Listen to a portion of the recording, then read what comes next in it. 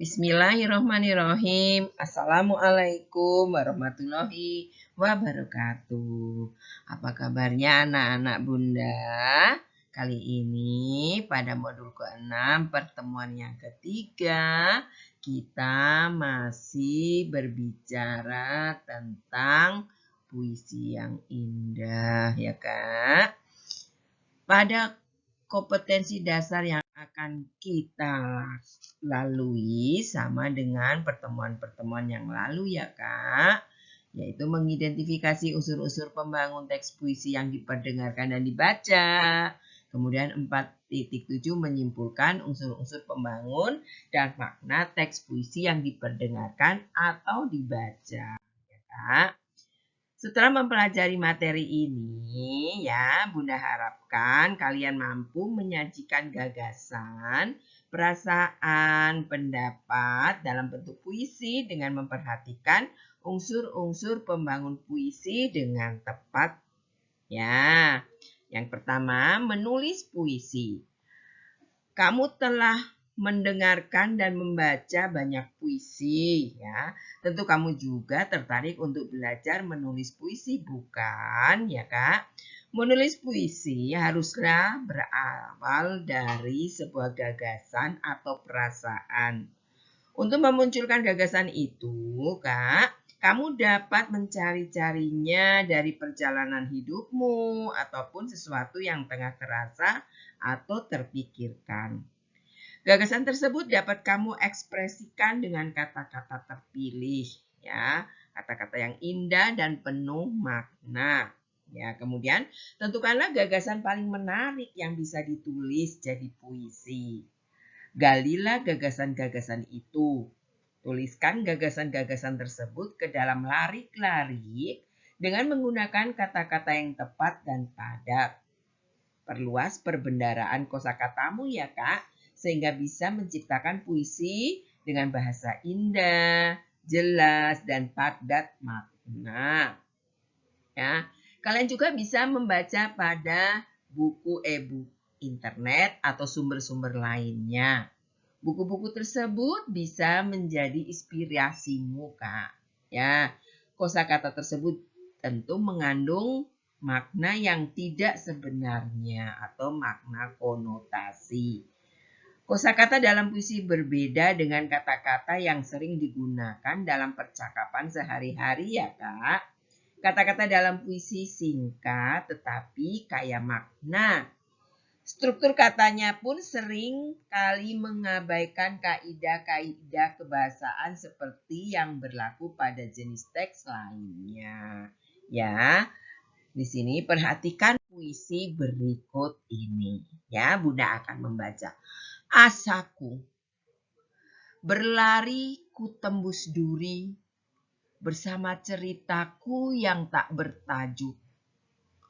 Kemarin ku gapai kau dalam redup senja yang bersama resahku yang tak berarah. Gini ku peluk kau dalam rangkaian matahari, bintang dan bulanku, bersama nyanyian rinduku. Esok ku sematkan kau dalam dekup jantungku, dalam dekup nadiku, lalu ku ajak kau terbang menuju indah dunia kita selamanya. Ya, Kak, itu tadi puisi ya, itu berisi apa Kak? Luapan resah yang tak berarah ya. Ungkapan perasaan sering dialami para remaja. Ungkapan bahasa romantis dan berlebih-lebihan. Kata-katanya menggambarkan suasana hati dan keadaan jiwa yang penuh gairah dan semangat yang membumbung. Wow, luar biasa ya Kak.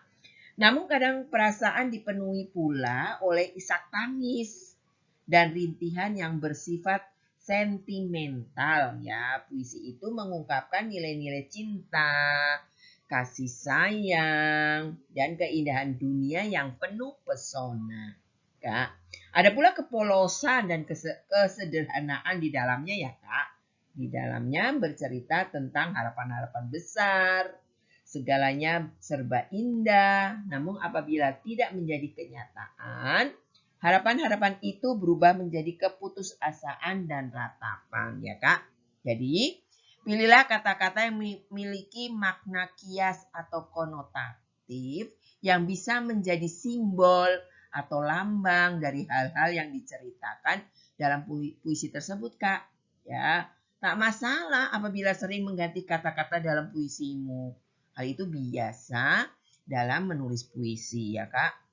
Hal tersebut merupakan tahap yang harus dilalui dan kamu tidak boleh menyerah, apalagi berputus asa, Kak, ya.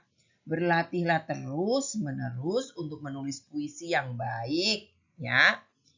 Perbanyak membaca puisi di majalah, koran, atau buku puisi dengan maksud menambah wawasanmu dalam berpuisi, ya Kak. Kalau sudah begitu, beranikan mempublikasikan puisi dalam majalah dinding, vlog pribadi, atau dengan mengirimkannya ke media massa, baik itu ke radio, surat kabar, maupun majalah yang ada di daerahmu, ya Kak. Kamu juga bisa masuk dalam muatan lokal PD Bahasa Indonesia, ya Kak. Bisa itu. Ya, kemudian yang kedua, Kak. Kedua, pembacaan puisi yang baik, ya Kak. Puisi ya, pembacaan puisi yang baik. Puisi yang telah kamu buat akan lebih indah apabila diperdengarkan. Membacakan puisi tergolong ke dalam tingkat pemahaman kreatif. Ya, di dalam kegiatanmu itu, kamu tidak hanya melisankan sebuah puisi secara nyaring. Tidak. Kamu dituntut untuk menyampaikan puisi dengan ekspresi, ya, lafal, tekanan, dan intonasi yang benar, Kak. Untuk itu kita perlu melakukan serangkaian langkah-langkah sebagai berikut, ya Kak. Yang perlu diperhatikan, ya. A. Perhatikanlah judul puisi. Sedangkan B. Lihatlah kata-kata yang dominan. C. Pahami makna-makna konotatif yang ada dalam puisi itu. D. Tangkaplah ide pokok penyair yang ada dalam puisi dengan memparafrasekannya. Sedangkan E. Temukanlah pertalian makna tiap unit puisi, ya, kata demi kata, frase demi frase, larik demi larik, dan bait demi bait, ya Kak. Nah, toh. Setelah itu barulah kamu membacakan puisi, ya. Puisi itu dengan memperhatikan kualitas suara atau vokalisasi dan gerak mimik, ya. Aspek suara berkenaan dan cara mengucapkannya kata-kata dalam puisi itu. Ya tadi, lafalnya, tekanannya, dan intonasinya, ya Kak. Adapun gerak mimik digunakan untuk menunjukkan ekspresi atas penghayatan dari puisi yang dibacakan. Dalam hal ini, kualitas suara dan gerak mimik harus sesuai dengan makna puisi yang telah kamu selami sebelumnya, Kak. Ya, yang ini A, ekspresi, ya Kak.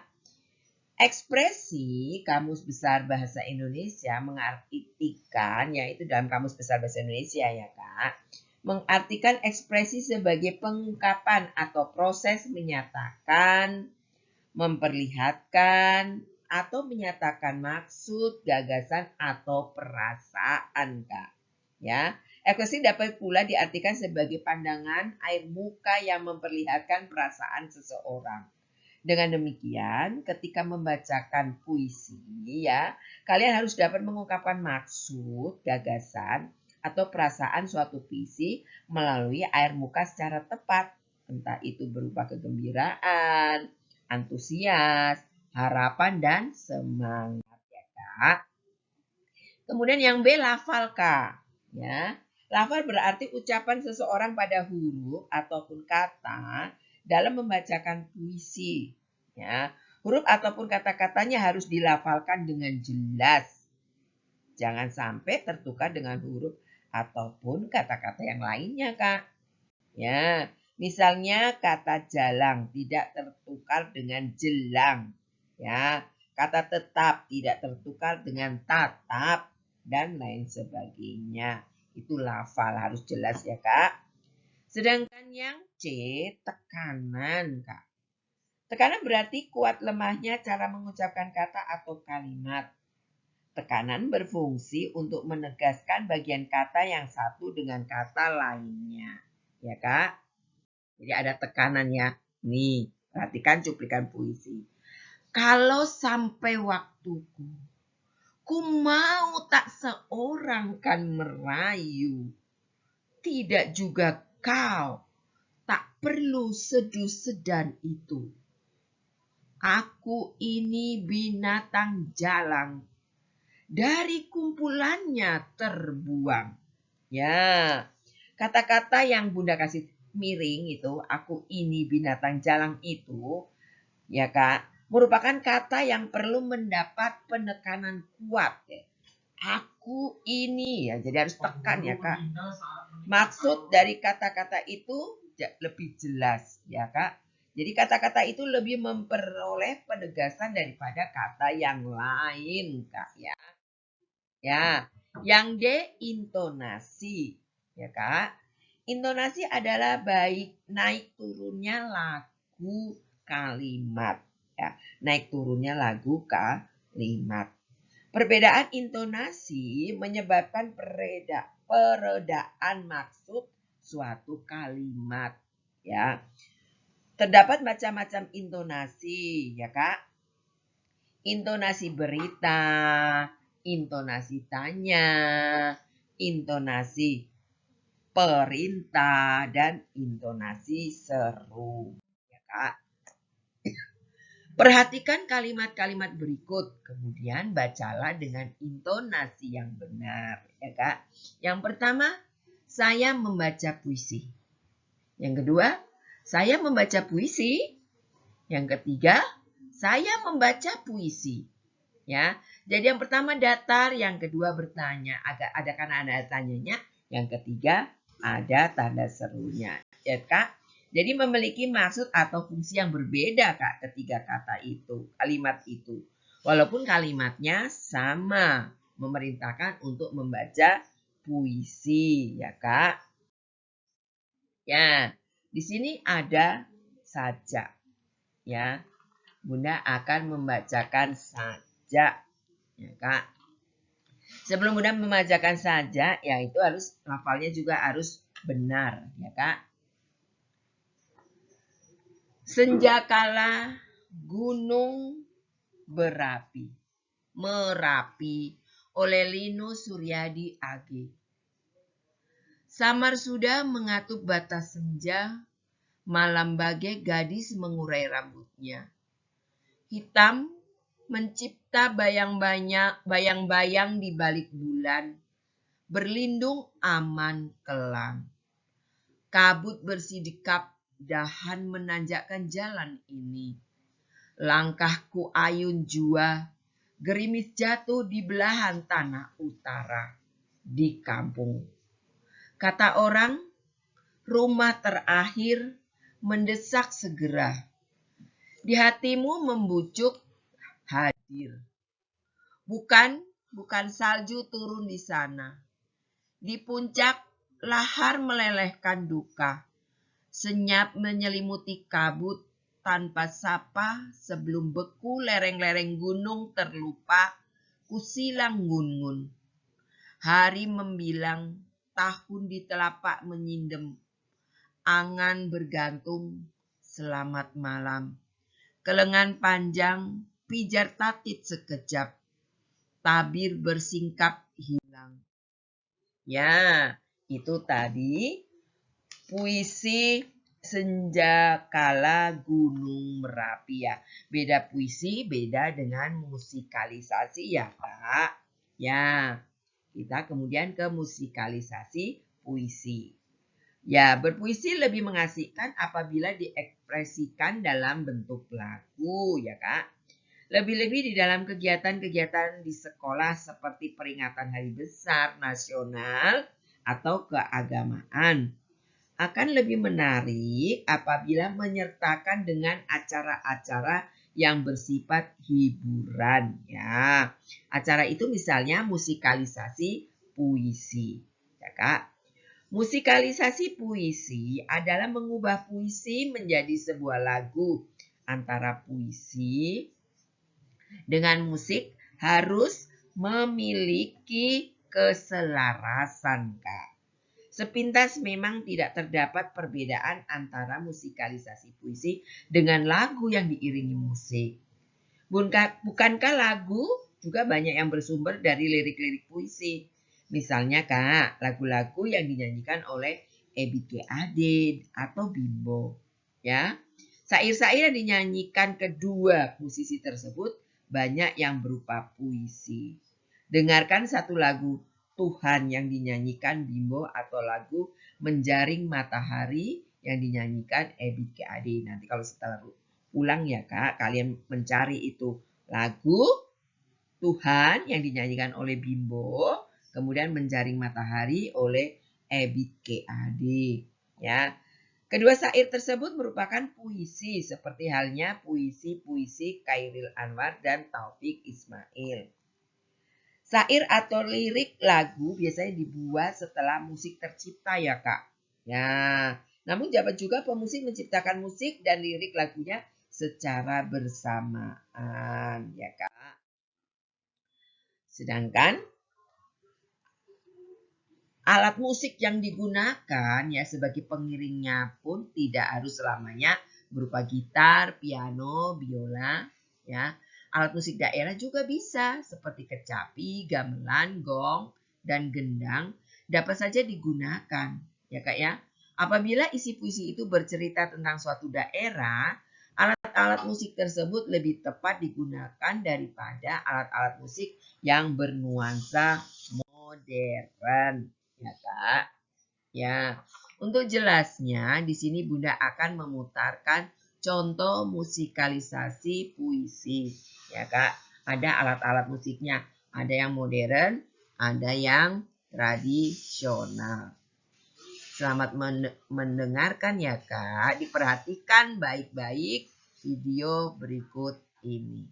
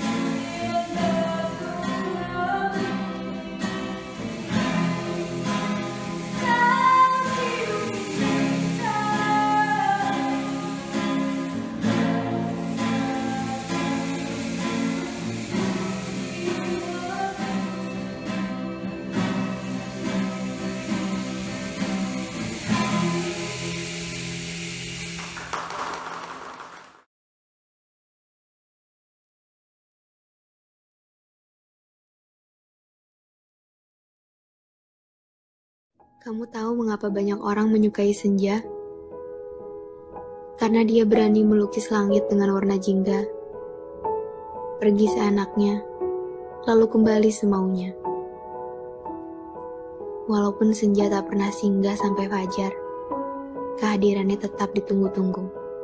Mengapa begitu? Karena hal yang indah, yang membekas di hati, layak untuk dinanti.